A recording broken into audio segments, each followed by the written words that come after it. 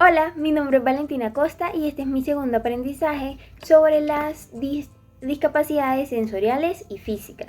Entonces voy a estar comentando un poco lo que se realizó en el aula de clase, que fue una maravilla. De antemano, felicitaciones, Elena, por esta actividad tan buena que nos hiciste, porque algo que pasa mucho cuando nosotros estamos hablando de temas que no vivimos o de alguna discapacidad que no tenemos, es que podemos llegar a cargar mucha desinformación porque no conocemos realmente lo que puede vivir una persona. Porque a veces, a pesar de que creamos que nos estamos poniendo en sus zapatos, no lo estamos haciendo. Pero esta vez nos pusimos totalmente en sus zapatos. Empezando con la actividad sobre la discapacidad de la visión. En esta vez estábamos trabajando, diría yo, que la ceguera, una visión totalmente nula, en la cual nos colocamos como un papelito en la cara. Entonces yo tuve la oportunidad de hacerlo, que yo me coloqué el papelito en la cara y había una persona que era la que me guiaba hasta llegar a sentarme en el piso al frente de una hoja. Bueno, entonces pasa algo muy curioso, y es que cuando uno se lo colocaba había muchas cosas que teníamos que despertar. ¿Por qué? Primero teníamos que escuchar solo una voz y era de la persona que nos dirigía. Yo no me podía meter en el lado de la otra persona, ni en este, ni el uno, ni el otro. Entonces eso llegaba a complicar un poco más las cosas. Y también la manera que te indicaban. 2 pasitos, camina un poco a la derecha, un poco a la izquierda, que tanto que uno podía llegar a confundirse. Pero lo peor fue cuando nos sentamos al frente del papel. Entonces la indicación, una línea recta. Y uno le costaba muchísimo el saber cuándo me detengo. O sea, lo hacíamos porque pensábamos que quizás estábamos exagerando mucho, pero nos costaba el manejo, la hora de escribirlo era muy complicado a pesar de cómo fueran las indicaciones. Mi parte, yo me estresé muchísimo, yo decía como que no, pero dime que tengo que dibujar. A la vez, cuando me pedían una forma que era como así, más o menos, como una forma de estrella, yo decía, esto es una palmera. Pero yo tenía ese privilegio de decir, esto es una palmera, y yo reconozco que esto es una palmera. ¿Y qué pasa?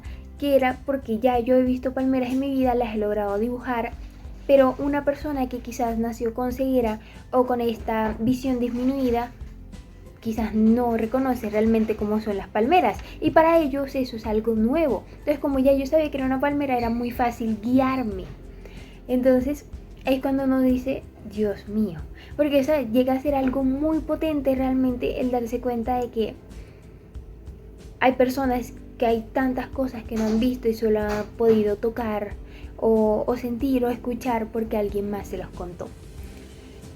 Y bueno, también a la hora de escribir fue muy complicado porque yo quería que me dijeran la letra. Yo era, ok, pero ya dime qué letra es. Pero me decían un círculo, un palito, un puntico, más a un palito abajo, no bajes mucho. Y las instrucciones me molestaban porque me sentía como si no pudiera escribir, como si no conociera las letras. Yo al principio nunca supe.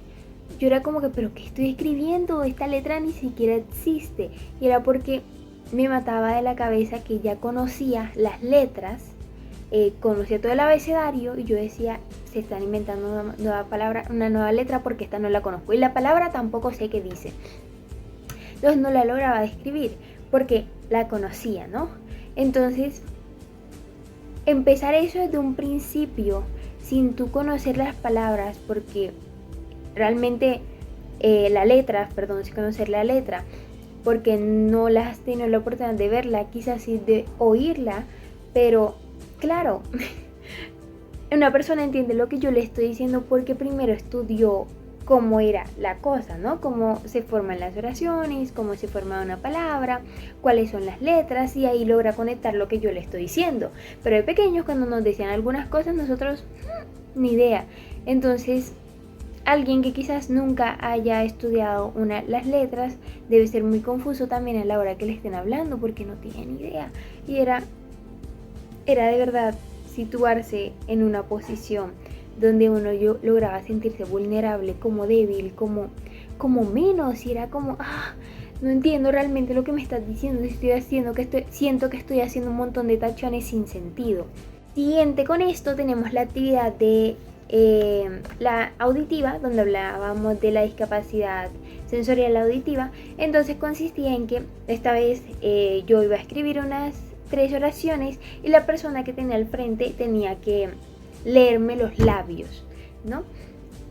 Y también me estresé porque yo decía una oración que yo estaba segura que se entendía, las muecas que hacía con la boca, que intentaba abrir más la boca a la hora de hablar, ir lento, era muy complicado. Y el darse cuenta de que realmente no me está escuchando y no me está entendiendo, lo hacía peor. Sin embargo, yo creo que hay la satisfacción de me entendió lo que dijo, de cuando decía la oración que yo le estaba diciendo, era como que sí, exacto, así es, estás en todo lo correcto. Y esa satisfacción es muy bonita, porque me imagino que una persona que está trabajando con alguien que tiene una discapacidad sensorial auditiva, bueno, al estar trabajando con alguien con una discapacidad auditiva y darse cuenta que ya me está logrando comprender más lo que yo le digo con la lectura de los labios o con la lenguaje de señas, de signos, o quizás con las notas escritas que va aprendiendo poquito a poquito, hacen que verdad uno sienta el mérito por ese trabajo. Y yo creo que esa felicidad la deben sentir muchas personas que trabajan con este tipo de personas con esta discapacidad auditiva. Y finalmente, para terminar este aprendizaje, después de que hicimos todas estas actividades en donde nos poníamos en el papel de una persona con discapacidad auditiva y de visión de la vista, vamos a hablar de la escuela, ¿okay? De esas cosas que puede llegar a hacer la escuela para apoyar a una persona que tiene esta discapacidad. Y es que hay varias. Y de esto hicimos un trabajo, por lo menos. En la parte de una persona que tiene ceguera o tiene visión leve, disminuida, perdón, se va a trabajar en fortalecer el sentido del tacto y de la escucha. Porque eso lo pudimos notar a la hora que estábamos haciendo la actividad del tacto, porque a veces nosotros al poder sentir las cosas nos vamos guiando bien, y al conocer las texturas sabemos qué tanto deberíamos acercarnos o no. Y a la vez de la escucha, para que si estamos con una persona que nos está guiando, podamos enfocarnos en su voz y lograr seguirla, y que eso también es muy complicado. El seguir su voz y sus indicaciones pueden ser difícil, porque claro, la idea es lograr una independencia y una autonomía próxima de una persona, y a pesar de que sería más fácil agarrar del brazo a una persona con ceguera o visión disminuida, no es la idea. ¿Okay? Ese es un apoyo, pero no es lo que se quiere, sino mejor fortalecer unos sentidos para que él o ella se vaya desarrollando y vaya haciendo un proceso mucho más ameno. También hablamos de practicar la descripción y verbalización de actividades. ¿Qué quiere decir esto? Y es que muchas veces podemos hacer una actividad que es tan sencilla por yo no sé qué, no sé por qué, pero muchos profesores a veces quieren hacer eso. Una actividad que se puede explicar en 3 palabritas, las vamos a poner en toda la oración. Lo vamos a hacer lo más largo posible para complicar un poco al estudiante. Porque claro, hay profesores que realmente no están interesados en facilitarle las cosas al estudiante, sino en dificultárselas.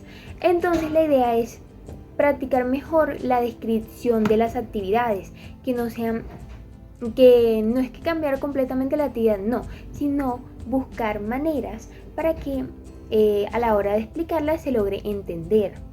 Y finalmente también se propone el uso de braille y el habla. ¿Okay? Entonces el promover que la persona aprenda y logre tener una manera del mismo comunicarse con los demás. Y también, si se puede llegar a promover, podría ser el habla de la persona, de que él practique algunas palabras según lo que escucha, que se le logre entender, que básicamente logre tener una comunicación con los demás, ¿no? Y esto no solo puede ser con el habla, sino también con la escritura, con el tacto, o pues claro, lo más cómodo para la persona podría ser con el braille.